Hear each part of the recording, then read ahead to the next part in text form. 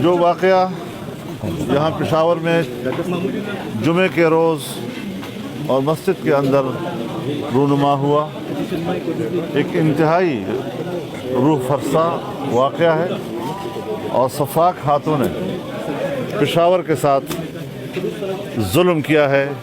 यहाँ खून की होली खेली गई है और एक पुरअमन शहर जहाँ बाहमी अखुवत का एक मुजाहरा हो रहा था और एक अरसे से जो यहाँ पर किसी ज़माने में कुछ लोग फसादात के ज़िम्मेदार थे वो नाकाम हो गए थे और फिर से एक मोहब्बतों का माहौल इस शहर में एस्टेब्लिश हो गया था, मुस्तहकम हुआ। आज उसे फिर पारा पारा करने की कोशिश की गई है। हम इसलिए यहाँ पर हाज़िर हुए हैं ताकि मुतासरीन के ख़ानदानों से ताज़ियत करें और उनको इत्मीनान दिलाएं कि इंशाअल्लाह जो क़ुव्वतें शहर को फ़साद की तरफ धकेल रही हैं और फिर क़वाराना नफ़रतों की तरफ धकेल रही हैं, इंशाअल्लाह हम इन साजिशों को नाकाम बनाएंगे और बाहमी अखुवत का माहौल कभी मिटने नहीं देंगे।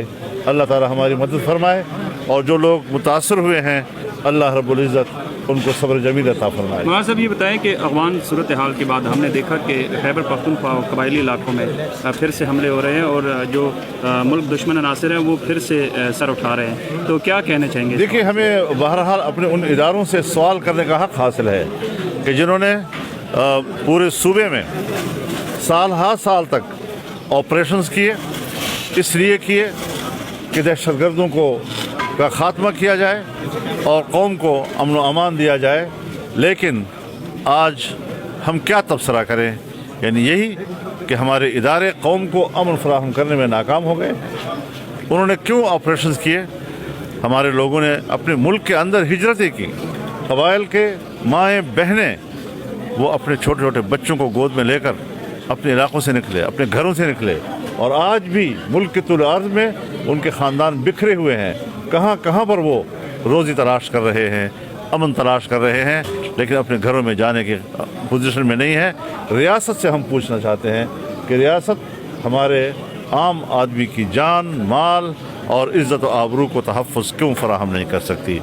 हुक्मरान जो समझते हैं कि हम तो अवाम के नुमाइंदे हैं और रियासत के नुमाइंदे हैं, इंतहाई नाकाम हो चुके हैं और मैं नहीं समझता कि इन लोगों को अवाम के नुमाइंदा होने का दावा करने का हक़ हासिल है। मौलाना साहब, इस वक्त जो सियासी सूरत हाल बनी हुई है, जो हलचल है, उस हवाले से कुछ अपडेट देंगे? कौम मुंतज़िर है कि क्या कोई तब्दीली आ रही है या नहीं? मेरे ख्याल में अब यहाँ पर देखिए, हम कभी नाकाम नहीं लौटे।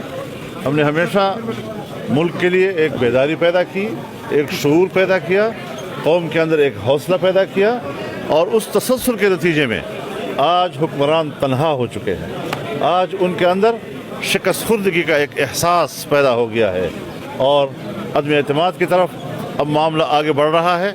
इंशाअल्लाह चंद ही रोज़ में हम अदम एतमाद की तहरीक पेश कर देंगे। लेकिन आपको ये बताना चाहता हूँ कि हुक्मरान इस वक्त कौम के पैसे से, सरकारी ख़जाने से, अवाम के खून पसीने से कमाए हुए उस पैसे से अपने मेंबरान को मुल्क से बाहर भेज रही है और मुल्क से बाहर भेज रही है और फरार का रास्ता भी है और कौमी ख़जाने पर लूट मार करने का इक़दाम भी है। किसी तरीके से भी ये भोंडा इक़दाम वो हुकूमत को अब बचा नहीं सकेगा। आप बेफिक्र रहें, इंशाअल्लाह अज़ीज़।